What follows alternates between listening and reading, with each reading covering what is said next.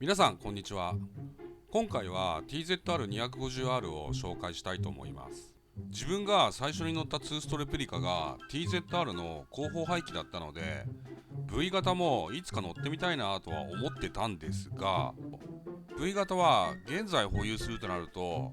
いろいろな面でハードルが高いので、その理由は後で説明します。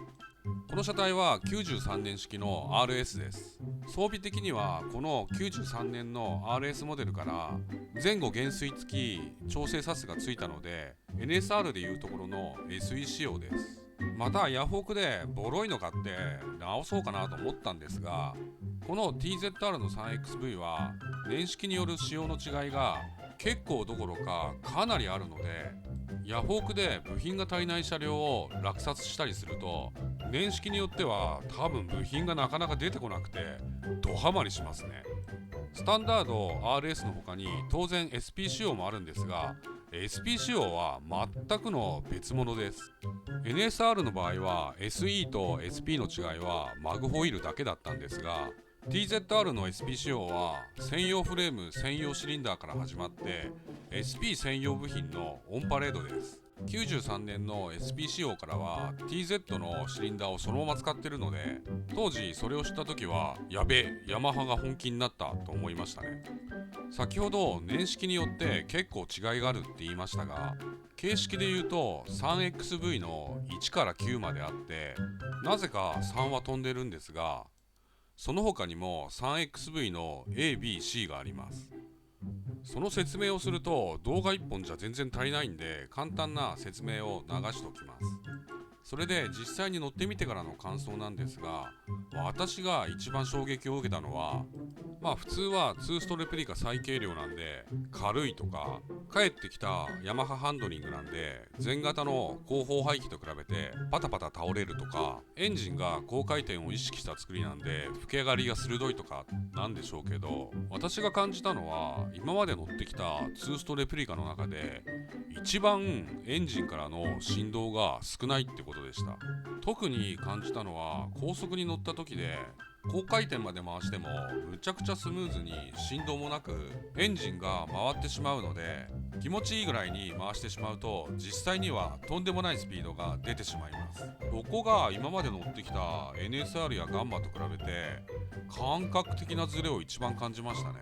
このエンジンの振動の違いはバランサーによるものなんでしょうけれど、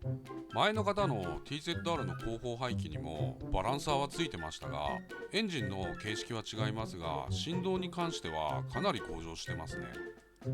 それでこの 3XV の新車発表の時の資料を見てみたら、開発の狙いの1番目が低振動でした。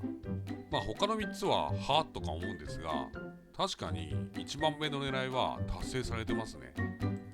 そして新車発表時の資料にもやはり最大の売りは一軸 V 型エンジン初のバランサーの採用となってました。私個人的にはヤマハがこういった当たり前のことを普通にやってくることが好きなとこですね。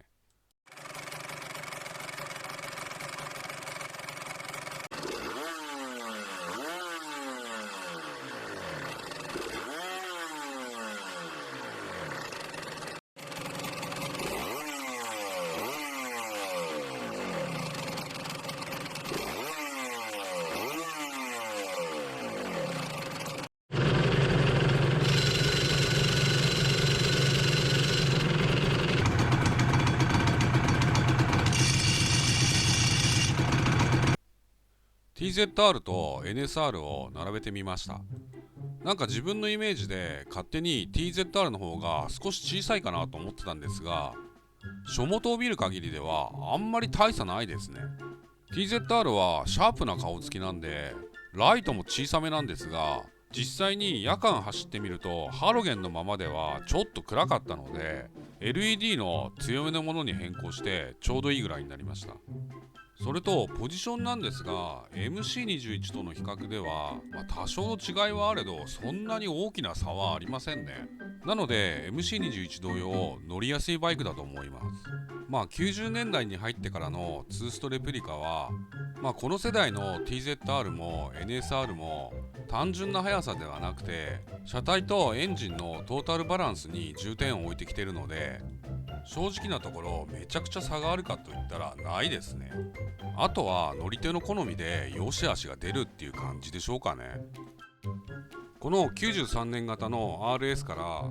オイルポンプが電子制御になっているので、白煙は減ってオイルの使用量もだいぶ減ってるんですけれど、まあこれも良い面と悪い面があって、悪い面はクランクシャフトのベアリングの寿命が早くなっちゃうんじゃないかってことですね。ガンマの最終型もオイルポンプは電子制御になってるんですが、それなりにちゃんとオイルラインは対策されてたので、あまり気にはならなかったんですけれど、 TZR はそういったオイルラインの増設とかがされてないのでちょっと心配ですね。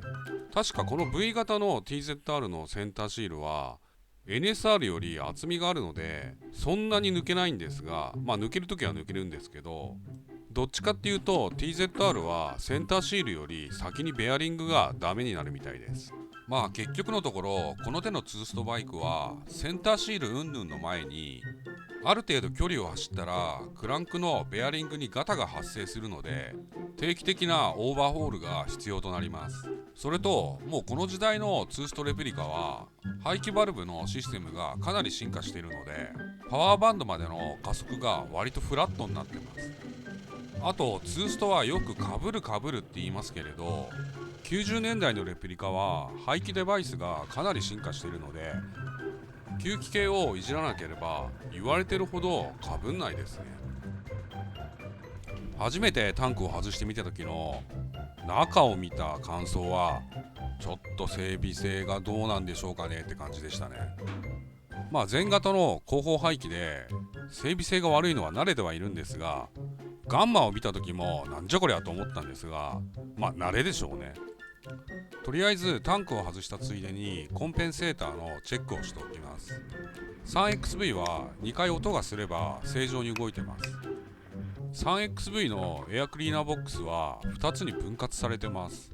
なんでこんなことになってるかというと、ヤマハ曰く理想的なキャブの配置にしたらこうなったっていうことらしいです。それと TZR はキャブにウォーターラインが入ってるので NSR やガンマよりかなりごちゃごちゃしてますね。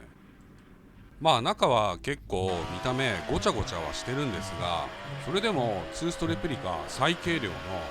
126キロしかないので、重い純正チャンバーを外して車外チャンバーをつけると多分乾燥重量で120キロ切りますね。軽さは正義を地で行くバイクです。ちなみに前型の後方排気から車重は12キロ軽くなっています。 TZR の 3XV を維持していく上でまず第一の問題がクランクとピストンの新品が出ないってことですね。一応まだ純正部品でピストンリングは出ます。まあ購入する前から純正で新品のピストンが出ないのは知ってたんですが、まあどっかが出してくれるだろうっていう考えで待ってたら今年 TKRJ さんが出してくれました。それとまあ難しいところなんですけれど、この TZR の93年の RS にしてもそうなんですが、なるべく同モデルの中でも装備面の更新や細かい部分の変更が終わった後期モデルの方が熟成が進んでいて、自分の経験上はトラブルが少ないですね。ただ90年代のツーストレプリカは販売時期が遅くなればなるほど販売台数が激減していくので、ヤフオクとかでもなかなか中古部品が出てきませんね。ただ TZR の場合は毎年の仕様変更がかなりあったので、逆に年式によって欲しい部品がばらけてしまうので、まあ比較的 NSR みたいに狂った落札競争の価格にはなってないところが良いところですね。まあ正直なところ TZR の 3XV は NSR みたいに純正部品や社外品が豊富ではないので、欲しい部品がいつでも手に入るとはちょっと限らない部分があるので、そこが多少のネックとはなりますが、まあオリジナルにこだわらなければ年式違いでも組めるんで、ごっそり変えてしまえばなんとかなります。